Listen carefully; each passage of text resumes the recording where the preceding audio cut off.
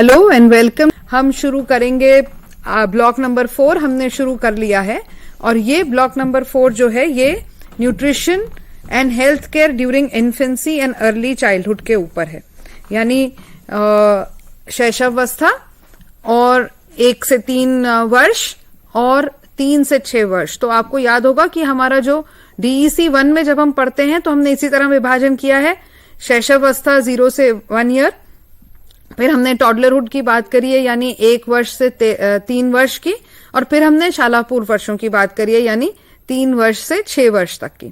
तो उसी हिसाब से यहाँ पे भी हम इनका न्यूट्रिशन रिलेटेड बात कर रहे हैं। तो पहला ही यूनिट हमारा है यूनिट नंबर 12 जो है न्यूट्रिशन ड्यूरिंग इन्फेंसी, यानी प्रथम 1 वर्ष में हम बच्चे के खाना संबंधित हमें क्या धारणाएं रखनी। तो इस यूनिट को पढ़ने के बाद हम मुख्य तौर पे आप ये समझ पाएंगे कि स्तनपान क्यों आवश्यक है और शिशु को अन्य खाद्य पदार्थ यानी दूध के अलावा सप्लीमेंट्री फूड जिसको कहते हैं पूरक आहार, यह कब हमें इंट्रोड्यूस करना है। तो किस प्रकार, कब और कैसे हमें सप्लीमेंट्री फूड यानी ऊपरी आहार, पूरक आहार नहीं कहेंगे, शिशु को जब हम शिशु के स्तनपान के बाद जब हम खाना इंट्रोड्यूस करते हैं उसको हम ऊपरी आहार कहते हैं। तो कैसा होना चाहिए और शिशु के लिए उचित ऊपरी आहारों का हम वर्णन कर पाएंगे। तो सबसे पहले बात तो हम ये सोचें कि शिशु के पैदा होते ही पहले प्रथम 4 महीने में जो सबसे उचित दूध है वो है माँ का दूध। ये कई प्रकार के एडवर्टीजमेंट वगैरह हम देख रहे हैं तो जिसमें यही आता है कि सबसे सर्वोत्तम दूध माता का ही दूध है। हम इस बात में कतई भ्रमित ना हो कि क्या हमें 4 महीने से पहले बच्चे को कुछ और खाना पीना देना है। बिल्कुल भी कुछ और खाना पीना देना नहीं है। इनफैक्ट पानी तक भी देने की आवश्यकता नहीं है, क्योंकि माँ के दूध की ये खासियत है कि जब बच्चा स्तनपान करता है तो बच्चे के स्तनपान से माँ के ब्रेन में मैसेज जाता है कि बच्चे को किस प्रकार का दूध चाहिए। तो उसमें माँ का जो बॉडी है वो बच्चे की रिक्वायरमेंट के हिसाब से दूध में अलग अलग पदार्थों की मात्रा का नियंत्रण होता है। ये बहुत ही प्राकृतिक चमत्कारी चीज है और इसका सबसे ज्यादा सदुपयोग यदि हम कर सकते हैं तो हम कह सकते हैं कि माँ का दूध बच्चे का पहला इंजेक्शन है। इतना महत्वपूर्ण है ये दूध कि ये पहला इंजेक्शन है। खासकर जब प्रथम जैसे ही बच्चा पैदा होता है, पहला जो नव दूध जिसको कहते हैं नव दुग्ध, इंग्लिश में इसको कहते हैं कलोस्ट्रम, जो कि गाढ़े पीले रंग का होता है, थोड़ा सा गाढ़ा होता है। कई समुदायों में ये गलत प्रचलन है कि उस दूध को निकाल के फेंक दिया जाता है। ये बहुत ही बड़ी भूल है और ऐसा नहीं करना चाहिए। जो प्रथम नव दुग्ध है, जो पहला 1 या 1.5-2 दिन ही निकलता है स्तनों से, उसमें बच्चे के इन्फेक्शन से बचाने के लिए कई उसमें एंटीबॉडीज प्रतिजीवी होते हैं। ये नेचुरल होते हैं, इसका कोई मुकाबला और नहीं है। तो ये बच्चे को अवश्य हमें पिलाना चाहिए, हर माता को। तो यह गलती ना करें उस दूध को निकाल के फेंकने की। तो एक तो बात यह हुई कि जो प्रथम दूध है वो बच्चे को कई ऐसी बीमारियों से प्रतिरोधक शक्ति प्रदान करता है जो कि टीकों से भी शायद संभव नहीं है। उसके अलावा पहले 4 महीने में बच्चे को जो भी ग्रोथ के लिए आवश्यक है, दूध में हर प्रकार का वो तत्व है उसको, और हमें कोई एडिशन सब्ट्रैक्शन करने की जरूरत नहीं है। या हम ये सोचें कि गाय का दूध बेटर है माँ के दूध से, तो वो भी बिल्कुल नहीं है। या पानी मिला के ऊपर वाला दूध दिया गया, वो भी बिल्कुल नहीं। This is the best food that you can give for the child. और मैं तो ये भी कहूंगी कि अपने बच्चे को आप ये सबसे उचित आशीर्वाद है जो जीवन भर के लिए दे सकते हैं। और क्या फायदे हैं, तो हम जैसे कि स्लाइड में देख रहे हैं, हम यहाँ लिख रहा है कि यह दूध जो है ये बच्चे को 4 महीने तक, 4 से 6 महीने तक बच्चे को जो भी जितना भी पोषक तत्व चाहिए वो सब प्रदान होते हैं माँ के स्तन के दूध से।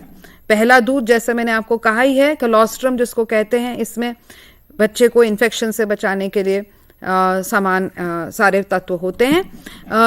माँ का दूध में कोई कंटेमिनेशन का डर नहीं रहता, तो कोई बीमार पड़ने का डर नहीं रहता है।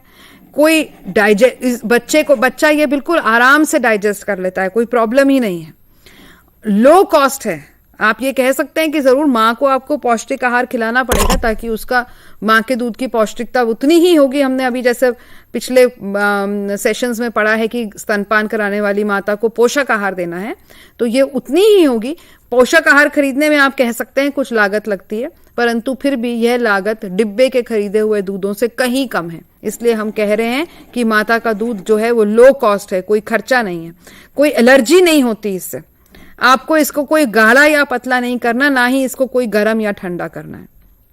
और इसके अलावा जो बहुत महत्वपूर्ण बात है कि माँ का दूध पिलाने के समय में माँ और बच्चे के बीच में भावात्मक संबंध डेवलप होता है। जैसा कि हमने याद था, आपको याद होगा ब्लॉक 2 में, DEC 1 के ब्लॉक 2 में हमने ये पढ़ा था कि प्रथम बच्चा जो अपना भावात्मक संबंध बनाता है वो माता से बनाता है। तो इसका एक बहुत इम्पॉर्टेंट समय है जब स्तनपान होता है। और इसमें केवल इसलिए नहीं कि स्तनपान में क्योंकि बच्चे की भूख पूरी हो रही है इसलिए, वो नहीं। आपको याद होगा तब भी हमने बात करी थी कि केवल भूख पूर्ति के कारण दोनों के बीच में बॉन्ड नहीं बनता है। बॉन्ड बनने का कारण है कि स्तनपान के समय एक प्यार का माहौल है। माँ और बच्चे के बीच में एक माता अपने बच्चे को स्नेह से देख रही है, उसको पुचकार रही है, दुलार रही है, यानी सभी बच्चे की और माँ की इंद्रियां उस क्रिया में जुड़ी हैं, देख रही है, सहला रही है, कुछ बोल रही है, टच कर रही है, और बच्चे की भूख तो शांत हो ही रही है।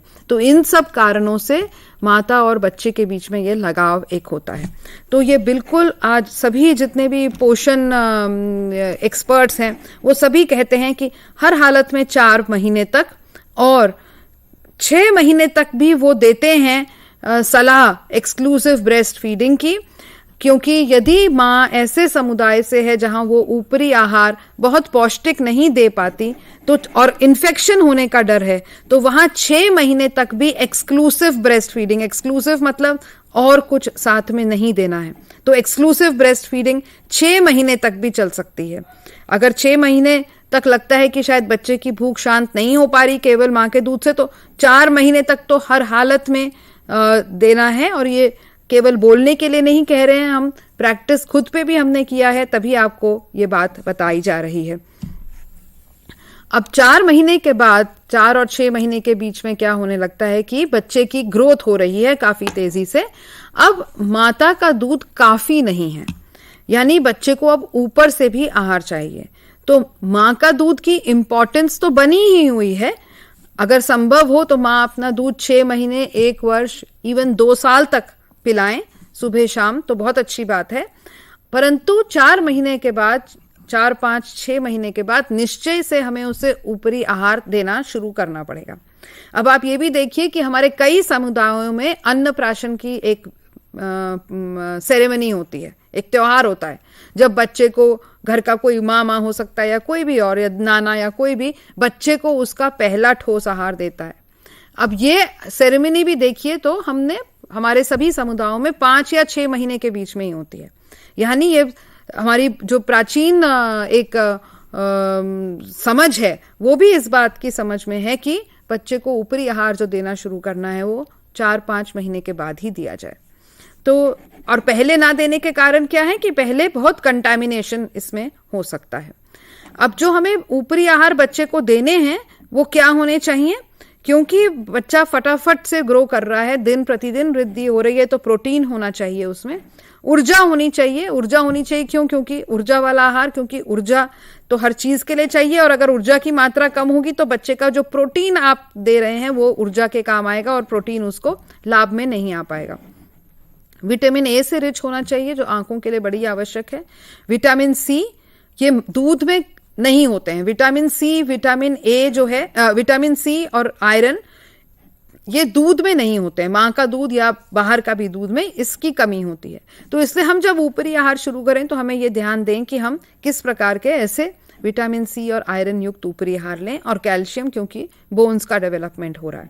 तो अब ऊपरी आहारों में हम अनाज, रूट्स या ट्यूबर, यानी जो सब्जियां जमीन के नीचे उगती हैं, यानी कि जैसे आलू, शकरकंदी इत्यादि, सारी प्रकार की दालें, दूध, एनिमल फूड्स, चिकन, मीट, मच्छी, फ्रूट्स और वेजिटेबल, और फैट, ऑयल और शुगर। तो वही जो हमारे 3 फूड ग्रुप थे वही हम देख रहे हैं, उसके साथ साथ हमें ये लेके चलना है।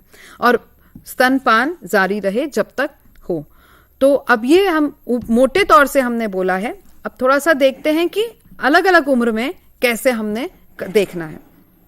तो जैसे बात हुई 0 से 4 महीने तक केवल लिक्विड और उसमें केवल ब्रेस्ट मिल्क।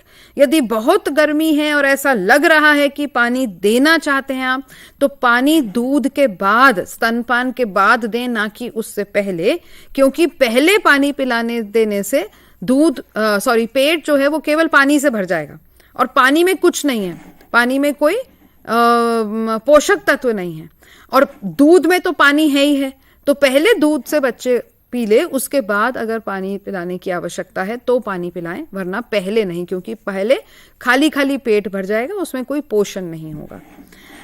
4 से 6 महीने में बच्चा जो अब है ऊपरी आहार शुरू कर सकता है, और वो ऊपरी आहार हमें लिक्विड से शुरू करना है।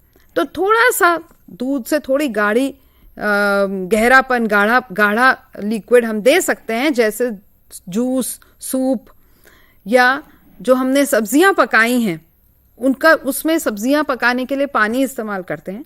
अब कई सब्जियों में से कई न्यूट्रिएंट जो हैं, वो पोषक तत्व हैं जो वो पानी में घुल के आ जाते हैं। तो सब्जी पकाई या आपने दाल भी पकाई, तो दाल का जो सिर्फ पानी है, उसमें दाल का कोई टुकड़ा ना हो, सब्जी का कोई टुकड़ा ना हो, क्योंकि बच्चा भी बहुत छोटा है, उसकी खाने की नली में केवल तरल के अलावा, लिक्विड के अलावा कुछ और नहीं जाएगा। अगर कुछ और सब्जी होगी या कोई और टुकड़ा होगा तो गले में चोक होने की हो सकती है चांस। तो ये ना हो बिल्कुल इस समय 4 से 6 महीने में। अगर हमें देना है ऊपरी आहार तो केवल लिक्विड जूस रूपी आहार, जिसमें बिल्कुल भी कोई और फाइबर का, रेशे का कोई हिस्सा ना हो। पतली पॉरेज दी जा सकती है, जैसे बिल्कुल सूजी की पतली पॉरेज, जिसमें बिल्कुल भी कोई किस्म का फाइबर या रेशा ना हो। 6 से 9 महीने में हम थोड़ा सा, क्योंकि अब शिशु और बड़ा हो गया है, थोड़े से शायद दांत भी शुरू हो गया है आना, सामने के 2 दांत, तो थोड़ा सा सेमी सॉलिड अब फूड दिया जा सकता है बच्चे को, जो थोड़ा सा स्मूथ हो, यानी कि स्मूथ यानी मैश होगा तो वो नरम होगा, स्मूथ मतलब जो आसानी से फिसल जाए अंदर को। और 9 से 12 महीने में उसको हम थोड़ा सा अब सॉलिड फूड की ओर भी ले जाया जा सकता है। तो 6 से 9 महीने में तो हम जाएंगे, उसको तो हमें छानना चाहिए, सीव करना चाहिए, यानी छानना, प्यूरी मतलब बिल्कुल एक जैसा उसको मिला देना चाहिए। मिक्सी में चला देंगे तो टोटल वो प्यूरी बन जाएगा, यानी एक गाढ़े जूस की तरह बन जाएगा। और परंतु 9 से 12 में अब हमें जरूरत नहीं है छानने की, क्योंकि बच्चे की खाने की नली थोड़ी और बड़ी हो चुकी है और एक आधा दांत आ चुका है। थोड़ा सा फाइनली चॉप्ड मतलब बारीक कटा हुआ भी अगर कुछ हो टुकड़ा तो वो खा सकता है, जैसे बारीक तक कटा हुआ कोई आलू का टुकड़ा या कोई और हल्का सा कोई और किसी फल का टुकड़ा या कुछ इस तरीके से। चलिए थोड़ा सा और हम इसको विस्तार से यहाँ पे देखते हैं। अब 4 से 6 महीने में हमने क्या कहा था, हमने ये बात करी थी कि 6 महीने तक बच्चा पॉरेज खा सकता है। पॉरेज यानी किसी प्रकार का दूध का बना दलिया। फॉर एग्जाम्पल, आपने दूध में या इवन पानी में सूजी, दलिया या चावल पकाया है, दूध में हो तो बेटर है, और चीनी मिला दी है, तो बिल्कुल थिन पॉरेज। और एक बार में केवल एक ही बार नया खाना इंट्रोड्यूस करें। ऐसा ना करें कि 2-3 खाने एक साथ शुरू कर दें। ये टेंशन में ना आए कि ये नहीं खाया उसने, वो नहीं खाया, वो नहीं खाया, तो अब चलो ये शुरू कर देते हैं। क्योंकि शुरू में बच्चा तो स्तनपान से जब ऊपरी आहार पे जाएगा तो पहली बार तो उसे वो टेस्ट नहीं लगेगा, तो पहली बार तो वो उसको कुछ फेंकेगा ही। जब हम पहली बार शुरू कर रहे हैं तो हम केवल आधा चम्मच, दिन भर में 1 चम्मच, इतना ही करें। हम जबरदस्ती टेंशन में आके उसको ढेर ढेर खिलाने का ना करें, उसका थोड़ा स्वाद लेने दें, अगले दिन फिर वही करें। तो जो खाने का स्वाद बच्चे को डेवलप करना है, इसमें समय लगेगा। हम उतावले ना हो जाएं कि फटाफट से उसका पेट भरें उसको फोर्स फीड कर करके। तो फोर्स फीड की कोई जगह नहीं है। शुरू हमने किया, हमने एक आइटम सोचा अपनी तरफ से, उस आइटम को 4-5 दिन देखा, अगर बिल्कुल बच्चा रिजेक्ट कर रहा है तो उसे हटाया और दूसरा आइटम देखा। इस प्रकार से हम आगे बढ़े। तो सबसे पहले हमें तो केवल अनाज देना है। अनाज में हमने बोला है कि कोई भी हो सकता है, ये सूजी, दलिया या चावल, बिल्कुल ही पूरा अच्छी तरह से पका हुआ और बिल्कुल ही पतला, बिल्कुल पतला जो होगा, बिल्कुल स्मूथ बना दिया होगा, उसमें चावल का दाना आपको उस तरह से नजर ना आए।